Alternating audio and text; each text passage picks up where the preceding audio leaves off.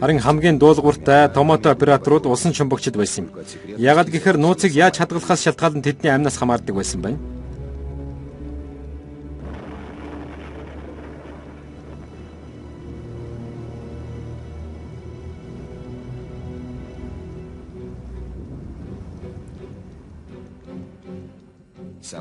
Хамгийн аимшиггүй зөрчигчд бол Германы агаарын зэвсэгт хүчнийхэн байжээ. Энигма дээр ажиллаж байгаа энэ хэсгийн зургийг дайны үеэр Германы нэгэн нисгэгч сонирхогчийн камераар авсан юм. Энэхүү бичлэг Гестапогийн гарт орсон бол түүнийг болон энэ зурган дээр байгаа бүх хүмүүсийг ямар ч шүүх болон мөрдөн байцаалтгүй буудан цаазлах байлаа.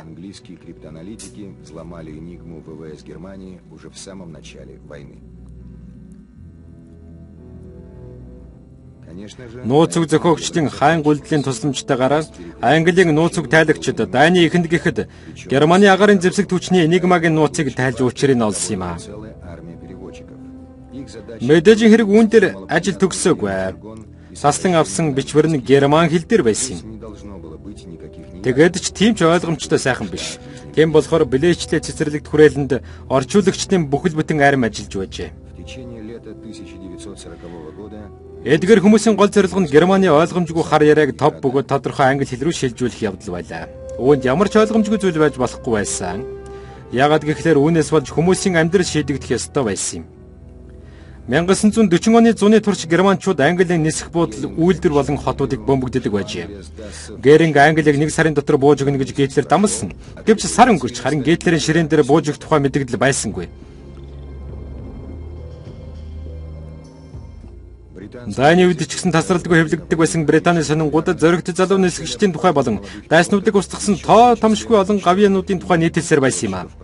Гэвч нисгэгчдийн хүчин мөхсдөж байлаа.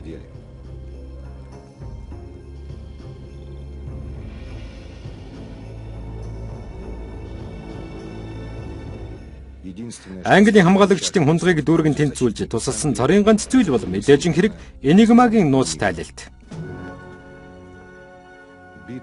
Английн төлөө тулаан дэлхийн 2 дугаар дайны үед ажиллаж байсан нууцуг тайлагчдын анхны шийдвэрлэх үрдэн байсан гэж хэлж болно. X станцын ажилтны тусламжтайгаар дайны үйл явц бүрмөсөн өөрчлөгдсөн юм.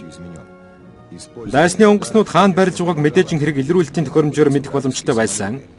Гэвч зөвхөн нууцуг тайлагчид л цохилтыг хаашаа төвлөрүүлсэн байгааг хэлж чадхаар байлаа.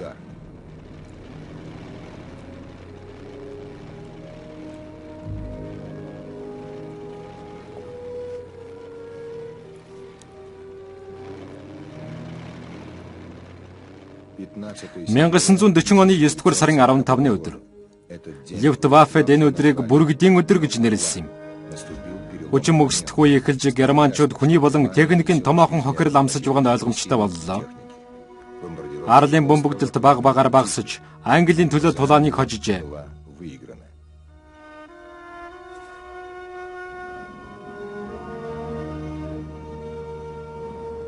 Гэвч дэлхийн 2 дугаар дайны турш дайны нэгээс сүүлийн өдөр хүртэл бас нэгэн тулаан үргэлжилсээр байлаа.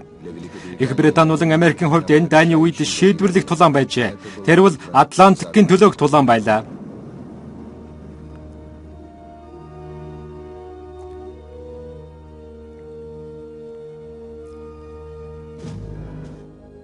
Өөрийн ард иргэдэж, армиач хэрэгцээтэй бүхнээр хангах чадвар нь усаар орж ирэх нийлүүлэлтээс бүрэн хамаарч байсан юм. Атлантикийг харгас тэнгис гэж нэрлэдэг байсан. Яагаад гэвэл дайны 5 жилийн дотор олон тооны усан онгоц болон хүний амь насыг авч явсан болохоор тэрэ. Америкийн бомбтуудаас гарахын өмнө хуурай ачааных болон газрын тос зөөх усан онгоцнууд 30-40-ороо суваа болон бөөгнөрч байсан юм. Эдгээр цаваг замын эхний хэсэгт Америк, Канадын цэргийн усан онгоцнууд болон онгоцнууд дагдаг байлаа. Гэвч цэргийнхэн эргээд өөрийн бааз руугаа буцах цаг нь ирэх үед аз хүсгүй үднээс бүрээгээрээ дуурахаас өөр хийж чадах зүйл байсангүй. Их далайд худалдааны усан онгоцнууд ямар ч хамгаалалтгүй байсан юм аа. Тэнгисийн дайчид.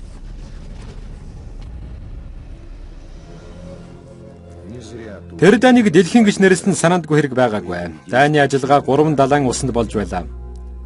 Атлантын далайд худалдааны онгоцнуудад аюул нүүрэлж байсан болов хойд мөсөн далайд далайн хойд замын төлөөх дайн явагдаж байсан юм. Номхон далайд камиказагийн тэнгэрлэг салхины аян явагдаж байлаа. Энэ киноны эхний хэсэгт ярьж байснаар 12 дугаар сарын 7-ны нам тайван өглөө Япончууд Перл Харбор руу дайрсан байна. Адмирал Ямамото Японы сайдрын танхимыг анхааруулж бид нойрсож байгаа авраг биетнийг сэрээлээ гэж хэлжээ. Хэн ч үүнтэй маргасангүй. Гэхдээ мандах нарны оронд Америк улсыг Япончуудын нөхцөл дагуу найрамдлан гэрээ байгуулах боломжтой гэж үзэж байлаа. Энэ үед Америкчууд Перл Харбор дээр давтагдах цохилтыг эсэргүүцэхийн тулд бүрэн зэвсгэлсэн сөнөөгч онгоцнуудыг байрлуулж эхэлсэн байна. Грейлийн тусан шумбагч онгоцонд адмирал Честер нэмээц өөрийн тугаа дэлгэжээ. Түүнийг Номхон далайн Америк нэгдсэн улсын усан флотын тэргүүн командлагчаар томилсон байна. Тэрээр флотыг засварлахаас нааш Япончуудыг ялж чадахгүй гэдгийг мэдэж байсан юм. Үнэн дээр түүний командлалд дайралтын үеэр Перл Харбор дээр байгаагүй 3 онгоц тээвэрлэгч усан онгоц байсан байна. Япончуудыг ялах нь зөвхөн тэднээс шалтгаалж байлаа. Дараагийн цохилт хаана байх вэ гэдэг нь гол асуудал болжээ. Нэмээц ямар нэгэн сэжүүр олохын тулд маш их хайж байлаа. Тэрхүү сэжүүрийг нууц үг тайлагчдаас олдсон байна. Японы цэргийн мэдээллийг хүнд кодын аргаар нууцлж байлаа. Түүнийг Америкчууд JN-25 гэж нэрлэсэн юм а. Мулаалтын тусламжтайгаар хийж чадах ганц зүйл бол дайсны дамжуулагчийн байршлыг олж тогтоох нь байсан байна. Тэгээд ч нууц мэдээллийг унших ямар ч боломжгүй байжээ. Энэ кодыг тайснаар Америкийн хувь заяа бүхлээрээ шийдвэрлэгдэх байсан гэж хэлбэл буруутахгүй. Перл Харбор баазын гол нууц үг тайлагч Том Дайер гэдэг хүн байжээ. Дайрын гол санаа нь кодуудыг тааруулахгүй тулд тухайн үед дөнгөж шинэхэн тооцоолурын машин гаргаад байсан IBM машиныг ашиглахад байжээ. 1942 оны 4-р сарын эхэнд JN-25 төхөөрөмжөөр таслан авсан нууц мэдээллүүдийн тоо нэмэгдсэн байна. Үүнээс харахад ямар нэгэн чухал юм төлөвлөгдөж байгаа нь тодорхой байжээ. Хэдэн сарын хөдөлмөрийн дараа Дайер Японы радио мэдээнүүдийн зарим хэсгийг уншиж чаддаг болсон байна. Тэрээр адмирал нэмээцэд Япончуудын бэлтгэж байгаа MO нууц нэртэй дайралтын талаар мэдээлсэн байна. Энэ нь шинэ Гвинедих Морсби бомбыг эзлэх төлөвлөгөө байжээ. Адмирал нэмээц бомб руу 2 хэрэг онгоц, 7 усан бөмбөг тээгчийг хамгаалтанд ор Лексингтон, Йорктаун нэртэй 2 нисэх онгоц тээвэрлэгч онгоц илгээжээ. Ингээд 5 дугаар сарын 8-нд шүрэн тэнгист тулаан эхэлсэн байна. Энэ нь дэлхийн түүхэнд дэх дан ганц нисэх онгоцнуудын далайн тулаан болсон юм а. Лексингтон, Йорктаунаас Америкийн 82 бөмбөгдөгч болон сөнөөгч онгоц хөөрсөн байна. Японы нисэх онгоц тээвэрлэгчүүд дээр бөмбөг шидэлсэн ч Япончууд их хэмжээний хохирол амссангүй. Японы дайралтын дүн нь Америкийн хөлөг онгоцнуудад хамаагүй хохирол ихтэй өнгөрсөн байна. Йорктауныг ганцхан бөмбөг олсон ч хүчтэй гал төмрийг дэгдээжээ.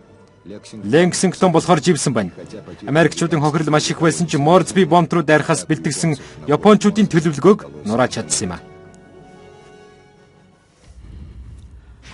Зооны нууцуд.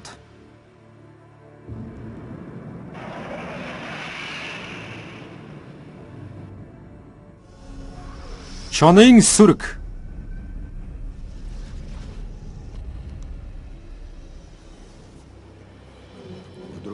Дэлхийн нөгөө өнцөгт Атлантын далайд үйл явдал дээрхээс ялгаагүй эмгэнэлтэд өрнөж байлаа. Хойд Атлантад Германы усан флотод 100 гаруй усан шумбагч онгоц тоологдож байсан байна. Тэд Америкээс Европ руу явж байсан худалдааны суваануудыг нууцаар хүлээж, гэнт дайрч, хуурай ачаануудыг бөмбөгдөж байлаа. Дайны эхний жилүүдэд олон зуун хөлөг онгоц живсэн байна. Чонын сүрэг тактикийг Германы адмирал Карл Денис боловсруулжээ. Тус ажиллагааны амжилт нь 2 хүчин зүйлээс хамаарч байлаа. Нэгд, шумбагч онгоцнуудын үйл ажиллагааг Франц дахь нэгдсэн командлаас удирдах байх нь. Хоёрт, Энигмагийн бүрэн нууцлал байжээ. Дээрээс англичууд Германы командлын заварчилгааны нэг ч үгийг тайлж уншиж чадахгүй байхыг нууцг бүтээгчдээс шаарддаг байсан байна. Блэчли цэцэрлэг түрээлэнгийн нууцг тайлагчдын хувьд Германы усан чумбагчдын харилцан мэдээллүүд нь тун хүнд ажил байжээ. Өндөр давталт радионы авыг хүлээн авагч хав дав шинэ бүтээл нэг хэсэгтээ байдлыг засч чадсан байна. Тус бүтээл нь усан шумбагчаас дамжуулсан радио тохиоллоор байршлын нарийн тогтоодог байжээ.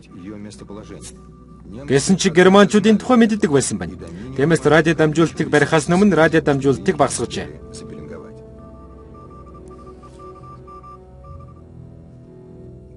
Усан цуваануудыг удирдах байсан Лондон, Ливерпул дахь командад маш хүнд байдалд оржээ. Усан шумбагчдаас зугтахын тулд тэд таамгаар хөдлөх өсөр аргагүй болж харамсалтай ч дайрахтаа өөрсдийн байршлаа ил болгодог байсан чонын сүргийн дайралтал тэдний гол баримжаанд байсаар байлаа. Англичуудад нууц үг тайлагчдын мэдээлэл шаардлагатай байсан ч мэдээлэл ирэхгүй байсаар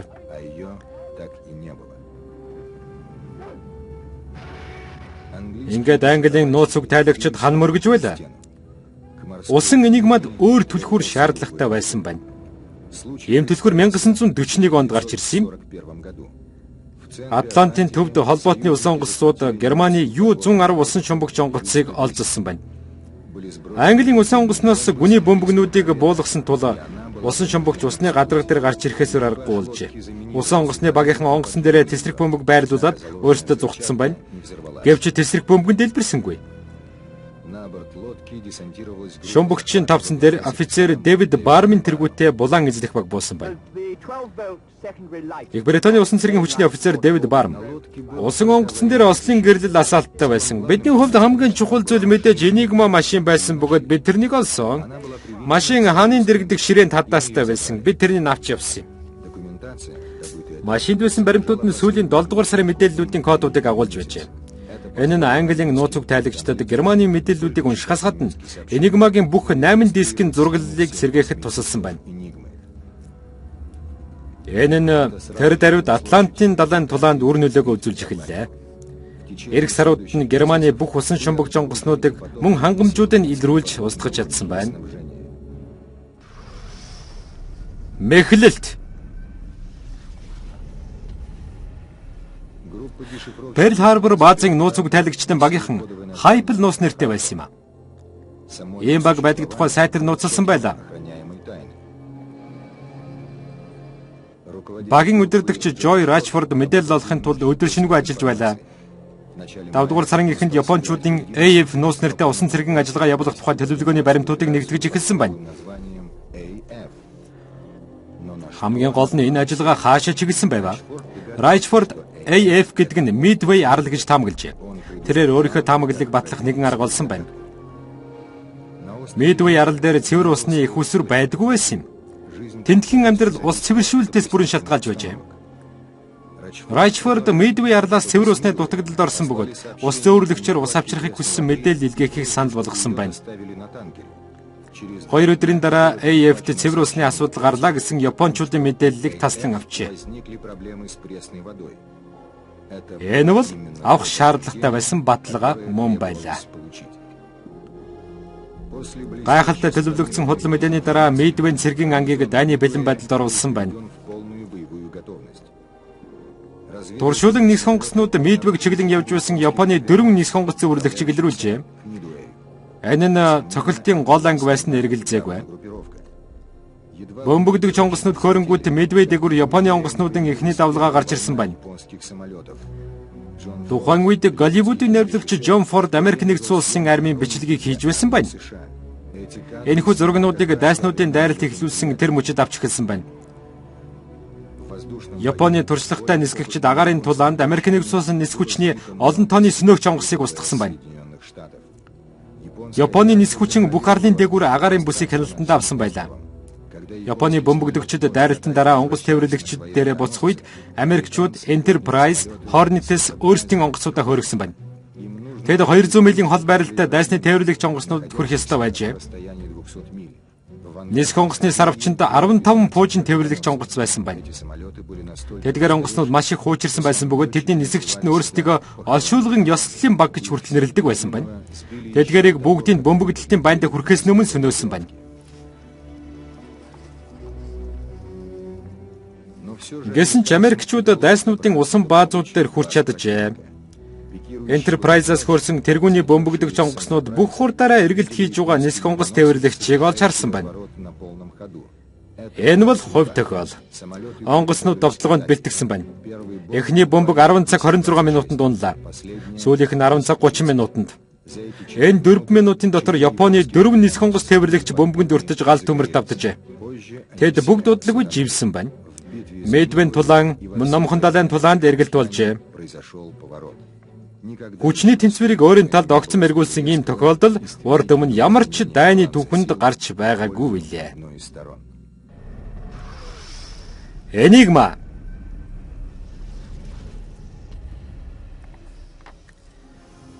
Германы олзлогдсон Ю-110 шумбагч онгоцны мэдээ хоцрогдсны дараа германчуудын усан шумбагчид дахин далайд ноёрхох болжээ. Холбоотны нууц уг тайлагчид Германы усан цэргийн флотын Энигмагийн дискний түлхүүрийг дахин ашиглаж чадахгүй болсон байна. Германы усан шумбагчид худалдааны олон тонны усан онгоцыг живүүлсээр байлаа. Германы дайны түүхэнд энэ үеийг 2 дахь азтай үе гэж нэрлсэн байдаг. Гэлээч Английн X станцын нууц уг тайлагчид удаан боловч амжилттайгаар асуудлыг шийдвэрлэхэд ойртож байлаа.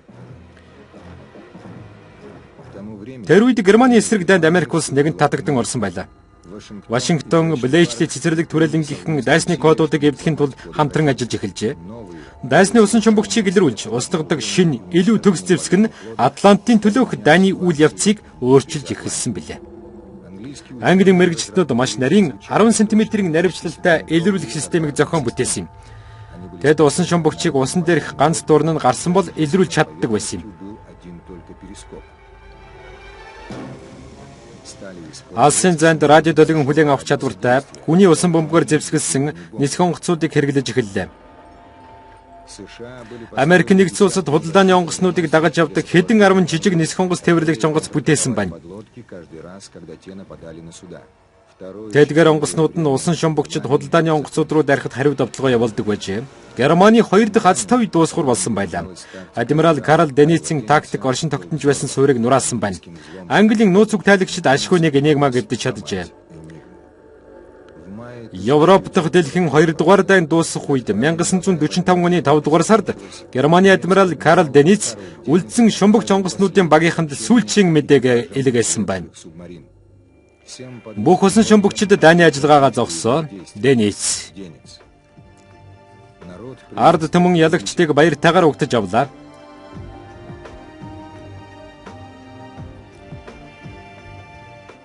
Тэдэнгүүгээр дайн ийм амжилттай өндөрлөж чадахгүй байсан. Америк, Английн нууц уг тайлах албаны хүмүүсийн тухайд гэвэл зүй ёсны хүндэтгэлээ авахын тулд тэд олон жил хүлээх болсон юм аа. Бид хүн төрлөختний мандалтын үед эхэлж өнөөдөр хүртэл үргэлжилж байгаа хамгийн нууцлагдмал код нууц үгний дайны түүхийн хэсгээс анх удаага эйхүү танилцууллаа. Орчуулсан мөрөн, тайлбарыг уншсан Мия Гомбо, дууны найруулагч Инх мөрөн, Сансар телевизийн дуу бичлэг институт 2007 он.